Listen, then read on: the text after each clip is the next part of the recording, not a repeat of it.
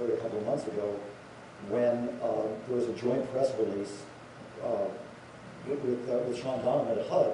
And by the way, just to see the NEA logo on the top of a piece of stationery with HUD's, and it said, you know, Chairman of the NEA, Rocco, Landesman, Secretary of Housing and Urban Development, Sean Donovan, today announced it was a notice of funding availability, $100 million for which arts organizations can apply to HUD money.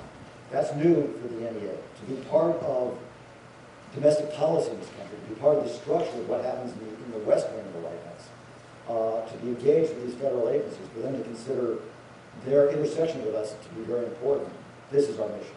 And when I met with Tom Gilsick at the Department of Agriculture, he said, we really are excited by what you're doing. Rather than go for a congressional appropriation, we have a community facilities program where we build buildings in small towns all across the country, where we can make the arts a part of that. Where, a certain percentage of the funding can be applied to artists, to design, to artist access and workspaces. My friend Kathleen Sebelius at HHS really has engaged this. There are tremendous points of contact with the arts in childhood development, in mental health, in geriatrics.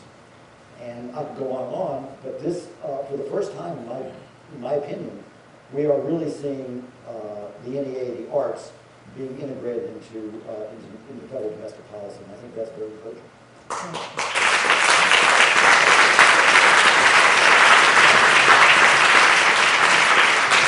So let's open it up, because I understand that people need to come down front to... I see Paul Living with a question. I think... When Rocco was my boss, I didn't argue with him. And now he's a public servant. First of all, first of all, he, when I was enslaved in the not-for-profit theater, he walked into my office and made me an offer I couldn't refuse. And it's been great with Rocco. But when I said there's only one theater, I never meant for one moment that one theater had the same mission. Clearly, it does not have the same mission. And when I characterized the difference between a 990 and a 1040, I said the filing of the tax return doesn't make the theater different. Their missions are what they're about, because their mission is what attracts the audience to what they're doing. And what Rocco has just revealed to us, which I knew about, he shared this with me, his intersection with all the other cabinet structure of the American government is what the Ford Foundation did 40 years ago.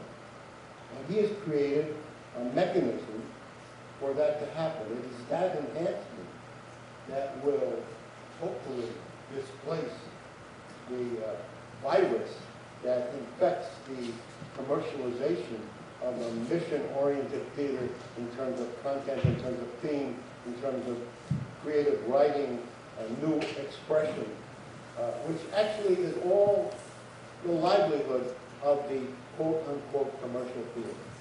But you can't hold great artists down. They keep moving, and they're not always committed to the realm of the not-for-profit world and the exploration of their theme or their expression, because they always want to go to a bigger platform. They want to go to a bigger stage. They want to reach more people. So I didn't argue much with him as a boss, and I don't think I'm arguing much now as a public servant. What did you say? I said, yeah, you did. Oh, well, but only with the same passion that you had. And, point taken. You always encourage that. That's what I do. As a matter of fact, briefly, I got my job because they criticized it. I wrote a letter, and he generated his exploration into my potential employment. But you got a tough job, especially when you wake up in the morning and you read about a bunch of people who say you shouldn't exist, and it should come to an end. So I applaud you as a public servant and a good friend. Thank you. Thank you. Thank you.